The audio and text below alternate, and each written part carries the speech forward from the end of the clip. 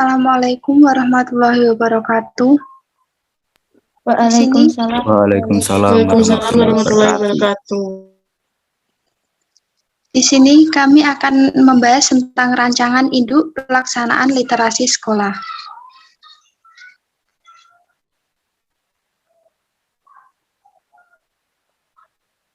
Yang beranggotakan saya, Putri Amalia, kedua, Juwita Cahyani Putri, ketiga, Bella Ayu, keempat, Risma Alifatul, keempat, Pungki Selvia, kelima, Pungki Selvia, keenam, Puput Sri Wahyuni, ketujuh, Bagas Samudro, dan kedelapan, Olivia Devi.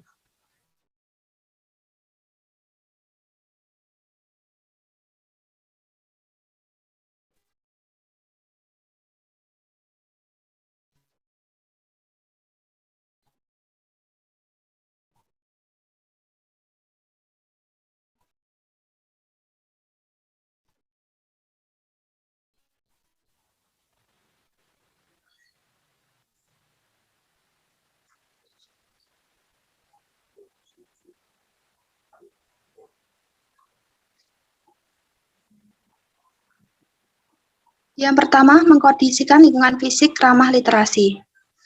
Lingkungan fisik adalah hal pertama yang dilihat dari dan dirasakan warga sekolah.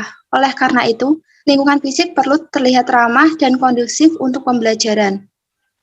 Sekolah yang mendukung pengembangan budaya literasi sebaiknya memajang karya peserta didik di seluruh area sekolah, termasuk koridor, kantor, kepala sekolah, dan guru.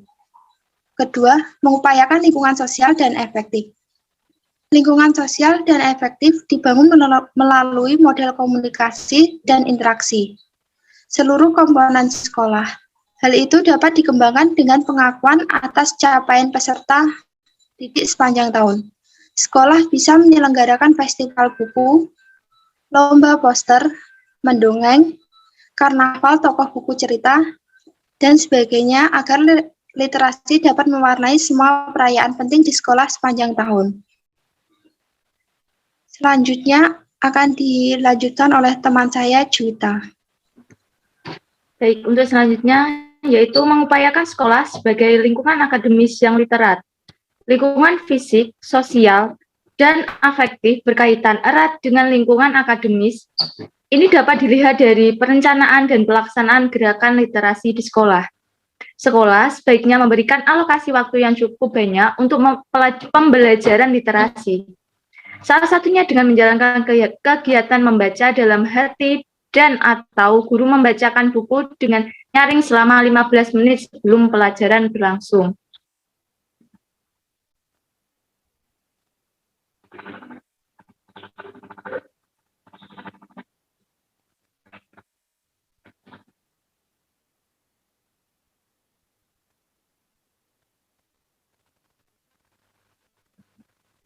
Untuk selanjutnya, ekosistem sekolah yang literat.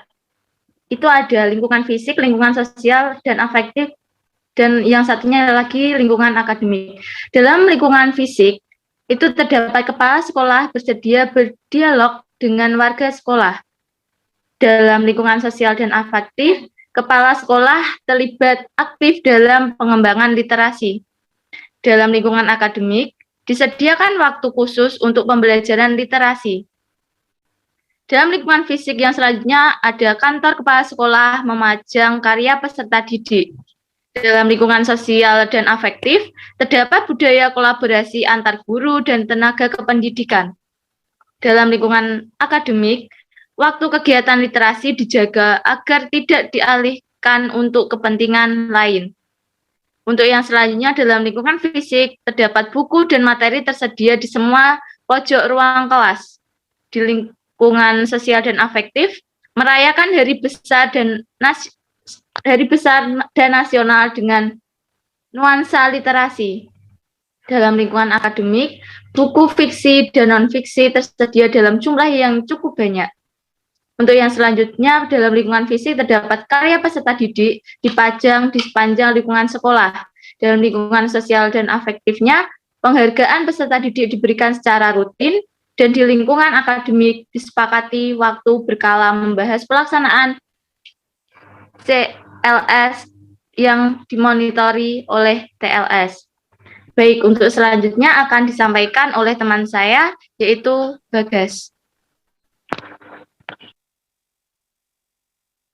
Kemudian di bagian 3.1, di mana struktur organisasi kerja sama di lingkungan internal dan eksternal Kemendikbud, seperti yang ada di bagian yang ditampilkan di PPT, di mana Kemendikbud internal didomisili yang atas yaitu adalah Kemendikbud, kemudian dijajari dengan Ditjen Dikasmen, Ditjen PAUD dan Dikmas, Ditjen GTK, bahkan pengembangan bahasa dan pembukuan, dan Balitibang, dan juga Setjen Kemendikbud. Kemudian di bawahnya terdapat eksternal Kemendikbud, di mana memiliki 6 lembaga yaitu kementerian terkait, Perpuasnas, lembaga Dondon, Dudi, dan lembaga pegiat literasi. Kemudian di bagian 3.2 pemangku kepentingan GLS Dikdas seperti yang ada ditampilkan di PPT, di mana pemangku kepentingan GLS Dikmen didomisili yang pertama Kemendikbud, yang kemudian terdapat distrik provinsi, kemudian dilanjutkan dengan distrik kabupaten kota, yang kemudian yang keempat satuan pendidikan menengah, yang kelima yaitu masyarakat, yang keenam LPMP. Untuk slide selanjutnya akan dibacakan oleh teman saya. Dipersilakan.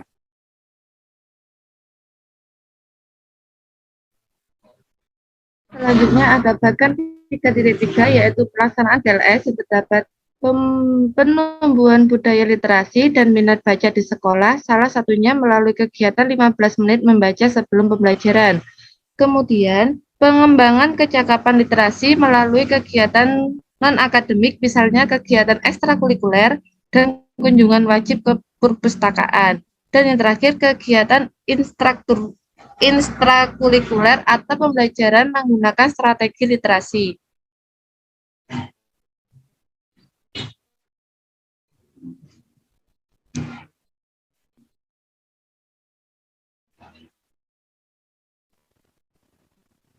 Selanjutnya ada Kemendikbud. Yang pertama, membuat kebijakan literasi. 2. Menjabarkan desain induk pelaksanaan GLS. 3. Menyusun panduan pelaksanaan, petunjuk teknis, dan semua dokumen pendukung pelaksanaan GLS. 4. Melaksanakan sosialisasi GLS kepada Dinas Pendidikan, Provinsi, Kabupaten atau Kota, Satuan Pendidikan, dan Masyarakat. 5.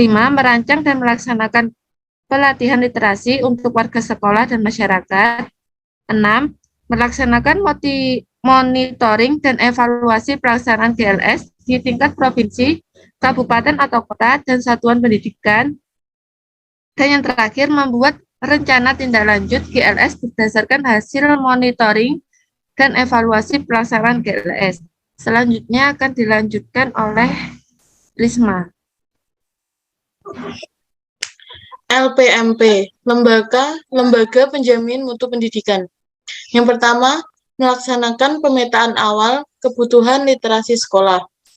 Yang kedua, berkoordinasi dengan Dinas Pendidikan Provinsi dan Kabupaten atau Kota untuk pelaksanaan GLS.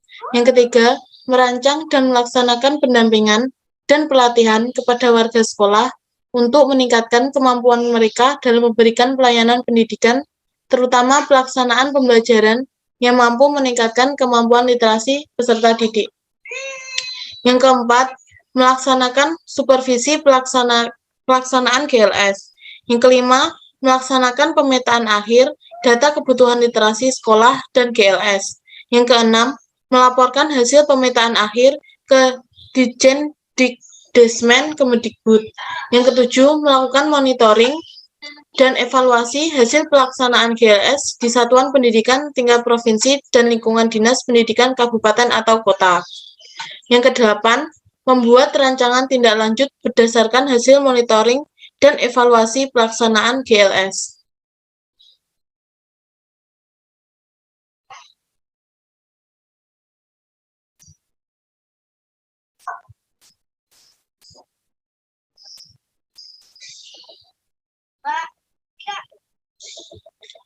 Dinas Pendidikan Profesi. Yang pertama, melakukan kompilasi analisis kebutuhan dan mengkaji isu-isu strategis yang terkait dengan kemampuan literasi guru dan peserta didik di wilayah masing-masing.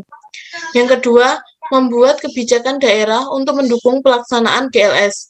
Yang ketiga, melakukan sosialisasi konsep, program, dan kegiatan GLS kepada Dinas Pendidikan Kabupaten atau kota di wilayah provinsi masing-masing. Yang keempat, melakukan monitoring dan evaluasi hasil pelaksanaan GLS di tingkat provinsi dan lingkungan Dinas Pendidikan Kabupaten atau kota. Yang kelima, membuat rencana tindak lanjut berdasarkan hasil monitoring dan evaluasi pelaksanaan GLS. Selanjutnya akan dibacakan oleh Mbak Pungki.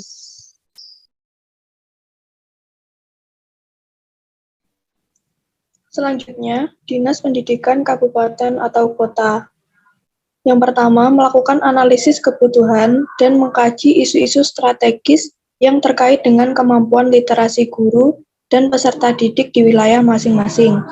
2. Membuat kebijakan daerah untuk mendukung pelaksanaan GLS. 3. Melakukan sosialisasi konsep, program, dan kegiatan GLS di suatu pendidikan di kabupaten atau kota masing-masing. 4. Merencanakan dan melaksanakan pendampingan dan pelatihan kepada warga sekolah untuk meningkatkan kemampuan mereka dalam memberikan pelayanan pendidikan, terutama pelaksanaan pembelajaran yang mampu meningkatkan kemampuan literasi peserta didik. 5. Memantau serta memastikan ketersediaan buku referensi dan buku pengayaan, dan sarana yang mendukung program GLS. 6. Melakukan monitoring dan evaluasi hasil pelaksanaan GLS di tingkat kabupaten atau kota, satuan pendidikan, dan masyarakat. 7. Membuat rencana tindak lanjut berdasarkan hasil monitoring dan evaluasi pelaksanaan GLS.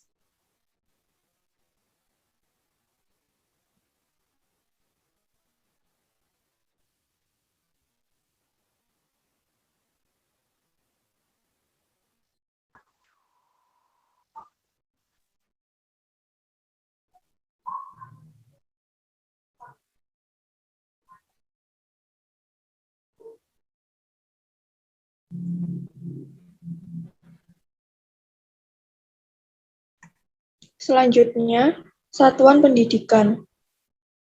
1. Mengidentifikasi kebutuhan sekolah dengan mengacu pada kondisi pemenuhan indikator standar pelayanan minimal.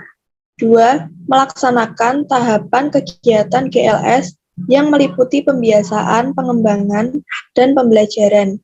3. Memanfaatkan sarana dan prasarana sekolah dengan maksimal untuk memfasilitasi pembelajaran. 4. Mengelola perpustakaan sekolah dengan baik. 5. Menginventarisasi semua prasarana yang dimiliki sekolah atau salah satunya buku.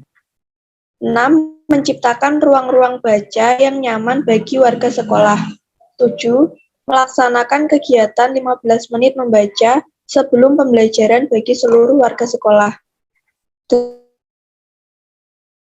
Dan mewajibkan peserta didik membaca sejumlah buku, sastra, dan menyelesaikannya dalam kurun waktu tertentu.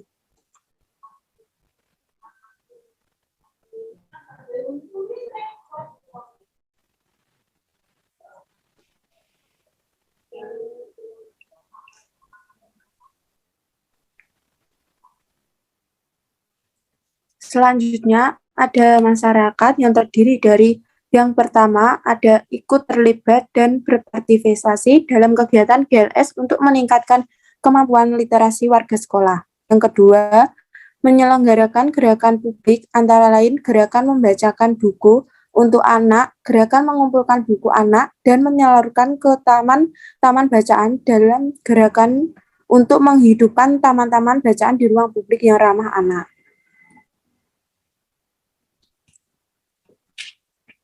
Selanjutnya ada tahapan pelaksanaan GLS.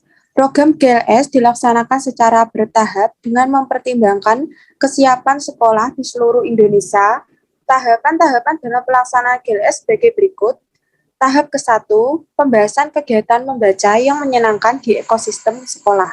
Tahap kedua, pengembangan minat baca untuk meningkatkan kemampuan literasi. Tahap ketiga, pelaksanaan pembelajaran berbasis literasi.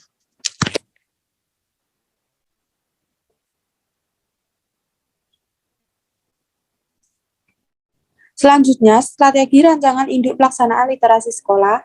Yang pertama, strategi umum terdiri dengan strategi antara lain yaitu menggulirkan dan menggelorakan gerakan literasi di sekolah. Menyiapkan kebijakan pimpinan dari pusat sampai daerah dengan program GLS yang jelas, terukur, dan dapat dilaksanakan hingga ke tingkat satuan pendidikan. Selanjutnya, meningkatkan kapasitas sekolah untuk mengembangkan kemampuan literasi warga sekolah melalui sarana prasarana atau lingkungan sekolah, perpustakaan, dan buku. Yang terakhir, sumber daya manusia, pengawas, kepala sekolah, guru, pustakawan, atau komite sekolah. Selanjutnya akan dibacakan oleh rekan saya, Aulivia. Selanjutnya, terdapat strategi pelaksanaan. Di tingkat sekolah, kesuksesan GLS ditentukan oleh adanya dukungan pemerintah daerah dalam melakukan sosialisasi, meningkatkan peran dan kapasitas warga sekolah seperti kepala sekolah, guru, tenaga kependidikan, pustakawan, dan komite sekolah. Peningkatan kapasitas ini dapat dilakukan melalui penelitian dan pendampingan. Hal tersebut keberlangsungan program GLS juga ditentukan oleh ketersediaan sarana dan prasarana sekolah yang menjunjung tinggi kegiatan GLS.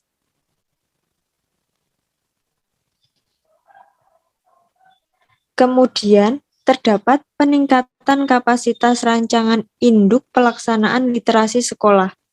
Peningkatan kapasitas di semua ini dapat dilakukan melalui 3 pendekatan, yaitu sosialisasi, lokakarya, dan pendampingan.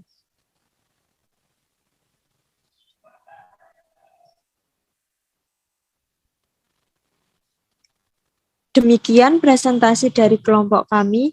Jika ada salah kata, mohon maaf yang sebesar-besarnya. Terima kasih. Wassalamualaikum warahmatullahi wabarakatuh. Waalaikumsalam warahmatullahi wabarakatuh.